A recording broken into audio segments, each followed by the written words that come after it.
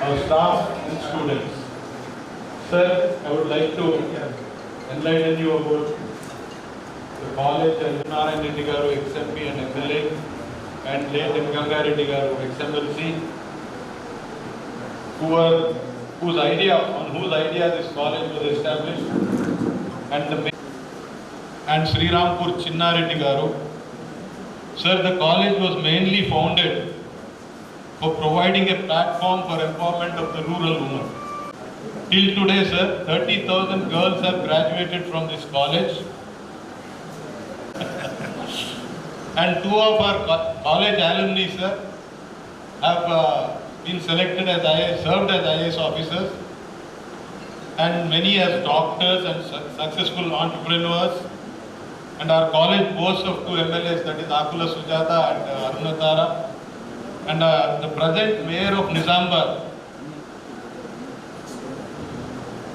Neetu Kiran, is also an alumni of this college. The success of our students in such like Mr. Narayan Reddy, Ganga Reddy and others coming true because they have developed the basic skills of various students who have passed through this college.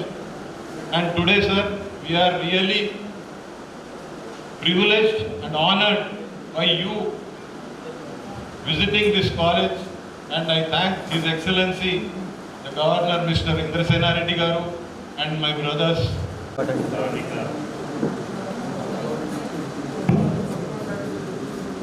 స్థానిక MLA Suryanarayana Gupta గారు, president women's education society Rajender Reddy గారు, vice president నల్లిరావు గారు, పల్లె గంగారెడ్డి గారు, భూపతి రెడ్డి గారు, కృపాకర్ రెడ్డి గారు,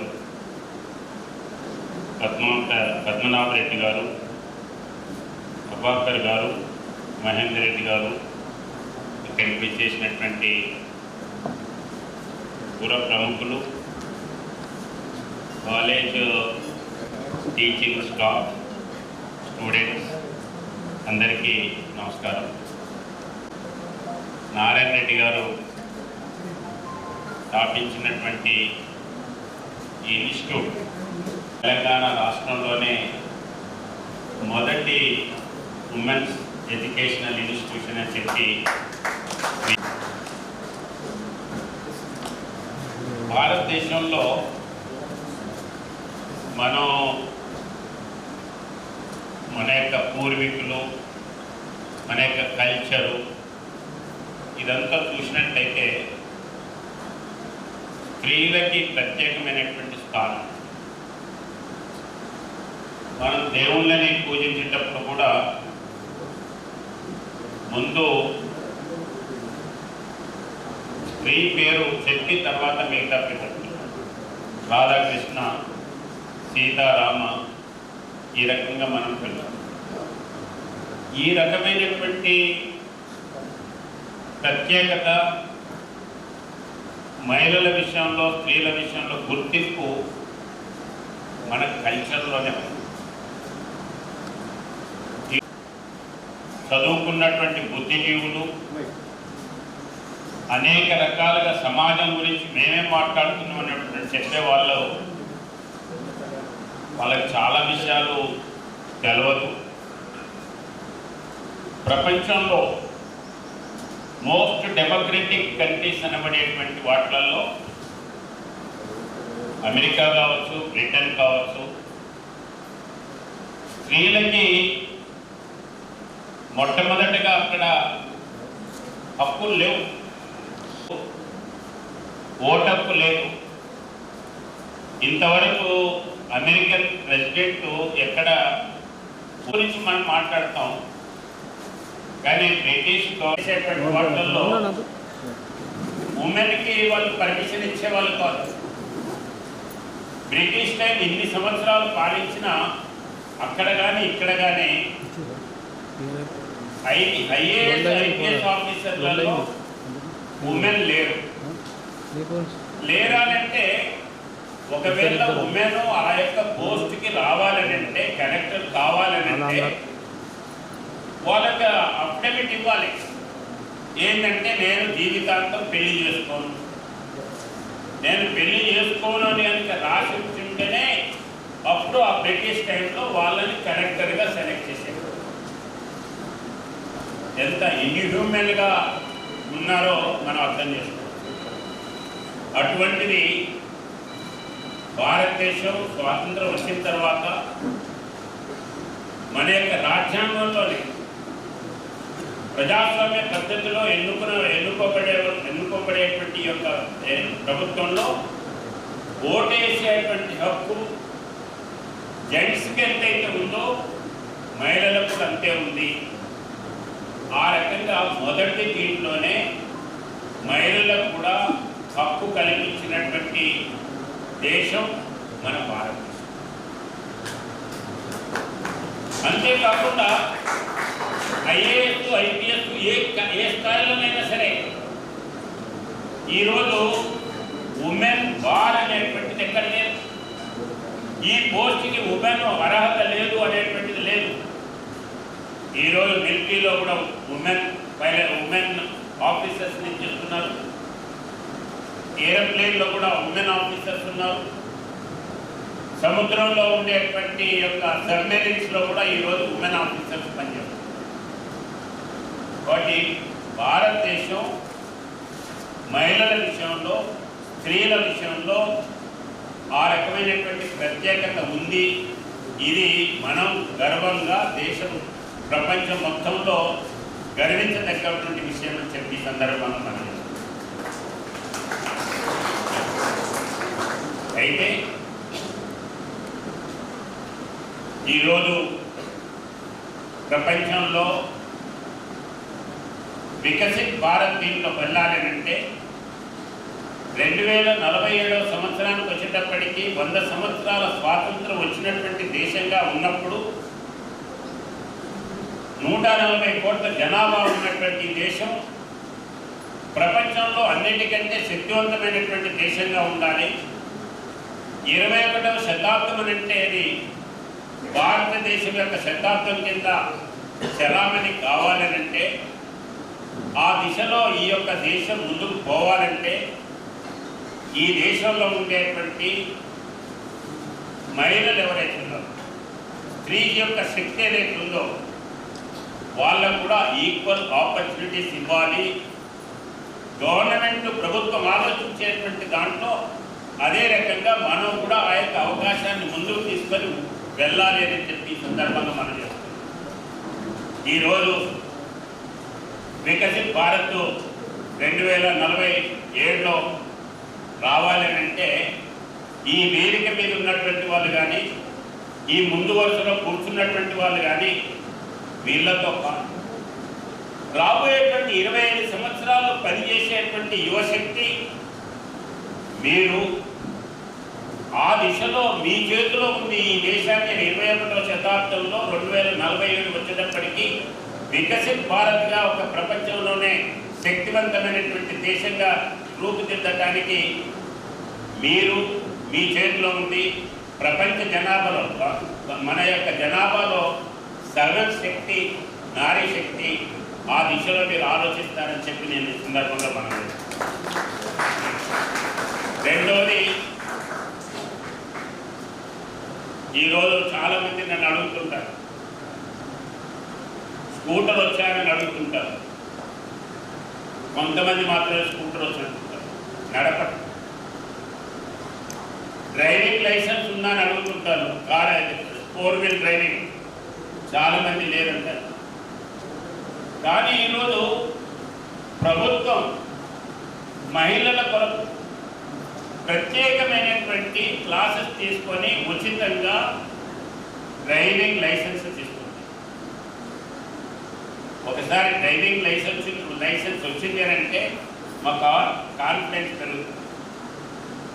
మన దగ్గర నేషనల్ ఎడ్యుకేషన్ పాలసీ 2020 రాలేదు ఇంకా. కానీ నేషనల్ ఎడ్యుకేషన్ పాలసీ 2020 కింద ఉన్నట్టయితే మైనర్ సబ్జెక్ట్ కింద మనం ఏదైనా తీసుకోవచ్చు. మనకి ఇష్టం ఉన్నటువంటి సబ్జెక్ట్. నాకు కుకింగ్ ఇష్టం ఉందండి, కాదు డ్రాయింగ్ ఇష్టం ఉందండి, లేదు నాకు ఇంకో పెయింటింగ్ ఇష్టం ఉంది, లేకపోతే ఇంకేదన్నా స్టిచ్చింగు, స్విమ్మింగు, ఏదైనా కానీ దాన్ని మైనర్ సబ్జెక్ట్ కింద తీసుకునేటువంటి అవకాశం ఉంది. అదే రకంగా ఎన్ఈపి 2020 దీంట్లో మనం ఒక సంవత్సరం చదివిన తర్వాత కొంతమంది ఏదో ఒక కారణంతో మానేసినాం అనుకోండి, మానేస్తే మొదటి సంవత్సరంలో మానేస్తే వాళ్ళకి సర్టిఫికేట్ కోర్సుకు సర్టిఫికేట్ ఇష్యూ చేస్తారు. అంటే మేము ఇంటర్మీడియట్ పాస్ అయినామని చెప్పి బీఎస్సీ, బీకామ్, డిగ్రీ డిస్కంటిన్యూ అని చెప్పేటువంటి అవసరం లేదు. కాబట్టి ఆ రకంగా వాళ్ళు సర్టిఫికేట్ కోర్సు, ఒకవేళ వాళ్ళు సెకండ్ ఇయర్, ఫస్ట్ ఇయర్ అయిపోయింది, సెకండ్ ఇయర్ చదువుతున్నారు, సెకండ్ ఇయర్ అయిపోయిన తర్వాత పనిచేసినారు అనుకోండి, వాళ్ళకి డిప్లొమా అనేటువంటి సర్టిఫికేట్ ఇస్తారు. కాబట్టి మనం బయట ఎక్కడికైనా అప్లై చేసుకున్నప్పుడు మీరు ఏం చదివినారని అంటే నేను డిప్లొమా చదివినాను, నేను సర్టిఫికేట్ కోర్స్ చదివినాను. అదే రకంగా 3 సంవత్సరాలు చదివితే డిగ్రీ వస్తుంది. 4వ సంవత్సరం చదివినట్లయితే మనకు బిఎస్సి డిగ్రీ ఆనర్స్ కింద మనకి ఇస్తారు. అయితే దాంట్లో మైనర్ సబ్జెక్ట్ గురించి ఎందుకు చెప్తున్నానంటే మనకి ఇచ్చి ఉన్నటువంటి సబ్జెక్టు మనం తీసుకొని దానికి సంబంధించినటువంటి ఎగ్జామ్స్ ఉండవు, కానీ అవగాహన ఉంటే చాలు అనేటువంటి పద్ధతిలో ఎవరు మా పక్కన ఉన్నారో మధ్యలో ఎక్కడ ఉన్నాం ఏవైతే ఉన్నాయో దానికి అటెండ్ అయితే మనకు క్రెడిట్స్ వస్తాయి. ఆ రకమైనటువంటి దీంట్లో మైనర్స్ విషయంలో, మైనర్ సబ్జెక్ట్స్ విషయంలో ఆలోచించడమే కాకుండా మనకు ఇంట్రెస్ట్ ఉన్నటువంటి సబ్జెక్టులో ప్రత్యేకమైనటువంటి శ్రద్ధ పెట్టి ఆ దిశలో వెళ్ళినట్లయితే ఉమెన్ దీనికి చాలా ఆపర్చునిటీస్ ఉన్నాయని చెప్పి నేను ఈ సందర్భంగా మనం మన దగ్గర డిస్కస్ చేసినప్పుడు హౌస్ కీపింగ్, చిన్నపిల్లల్ని చూసుకునేటువంటిది చాలామందికి తెలుసు. ఒకసారి ఉమెన్ డాక్టర్స్ కలిసినప్పుడు ఈ రకంగానే మాట్లాడుతుంటే ఉమెన్ డాక్టర్స్గా ఉన్నటువంటి వాళ్ళకి హెల్త్ విషయంలో, బేబీ కేర్ విషయంలో అన్ని వాళ్ళకి తెలుసు, కానీ హౌ టు ఫీడ్ బేబీస్ అనేటువంటి వాళ్ళకి తెలియదు. బేబీ ఫీడింగ్ ప్యాడ్స్ ఉంటాయి తెలుసా అని చెప్పి ఇంట్రడ్యూస్ చేసి మేము దీనికి ఇంట్రెస్ట్ ఉన్నామనేటువంటి దీంట్లో ముందుకెళ్ళాలని చెప్పి నేను ఈ సందర్భంగా మనం చేసుకుంటూ, ఈ యొక్క ఇన్స్టిట్యూషను చాలా పాత ఇన్స్టిట్యూషను కాబట్టి ఈ సందర్భంగా ఇన్స్టిట్యూషన్ వాళ్ళకు కూడా అలుమినీ అసోసియేషన్ ఏదైతే ఉందో, ఇక్కడికి వెళ్ళి ఎమ్మెల్యేలు అయినారు, డాక్టర్స్ అయినారు, ఇంజనీర్స్ అయినారు, వాళ్ళను మనం 2 బ్యాచెస్ ఉన్నాయి. ఒకటి గోల్డెన్ జూబ్లీ బ్యాచ్ ఉంది, రెండోదేమో సిల్వర్ జూబ్లీ బ్యాచ్ ఉంది.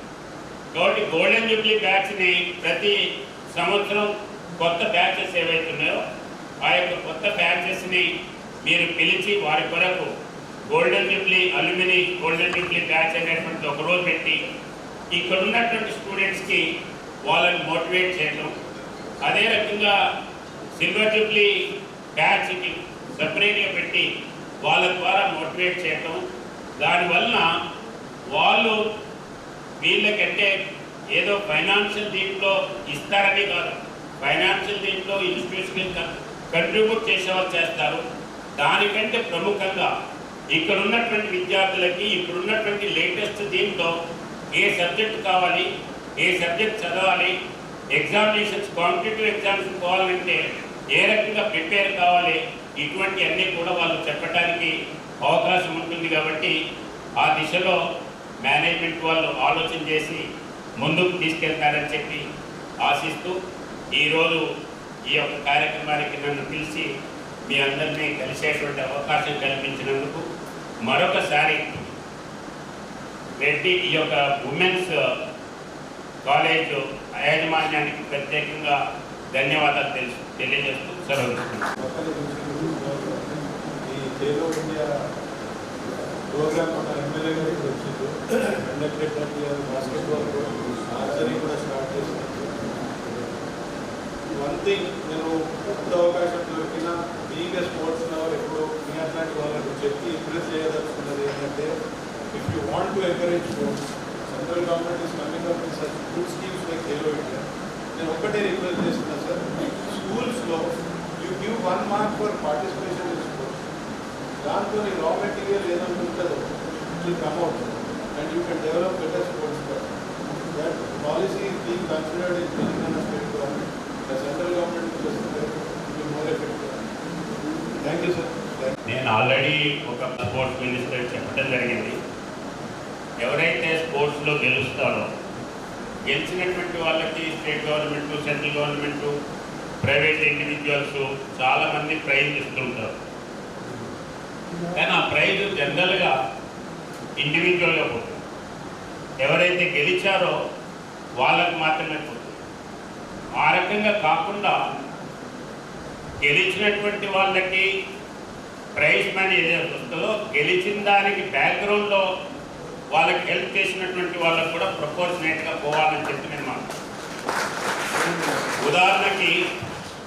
ఉదాహరణకి నా దగ్గర మా నియోజకవర్గంలో గుర్రాలు ఉన్నాయి. గుర్రాలు పరిగెత్తేటువంటి గుర్రానికి ప్రైజ్ మనీ ఉంటుంది. ఆ ప్రైజ్ మనీలో గుర్రం ఓనర్ ఎవరైతే ఉంటారో ఆ గుర్రం ఓనర్కి 55-60% పోతుంది. ఆ గుర్రాన్ని పరిగెత్తించేటువంటి రౌత్ ఎవరైతే ఉంటారో అతనికి 10-15% పోతుంది.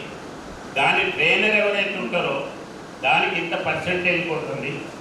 అదే రకంగా దాన్ని ఆ యొక్క పిల్ల ఎక్కడ పుట్టిందో ఆ యొక్క స్టడ్ ఫామ్ కూడా ఇంత పర్సెంటేజ్ పోతుంది. అంటే ఒక వ్యక్తి గెలవటం కొరకు ఆ వ్యక్తికి ఎంత కష్టపడడానికి కాదు, ఆ వ్యక్తి వెనక పనిచేసినటువంటి కోచు, పనిచేసినటువంటి ఫెసిలిటీస్ క్రియేట్ చేసినటువంటి ఇన్స్టిట్యూషను, వీళ్ళందరికీ కూడా షేర్ ఉండాలనేటువంటిదే నా యొక్క అభిప్రాయం. ఆ దిశలో నేను మాట్లాడుతున్నాను. మళ్ళీ కూడా మీరు చెప్పినటువంటిది కూడా తప్పకుండా ప్రయత్నం చేస్తానని చెప్పి మనం చేస్తూ సెలవు.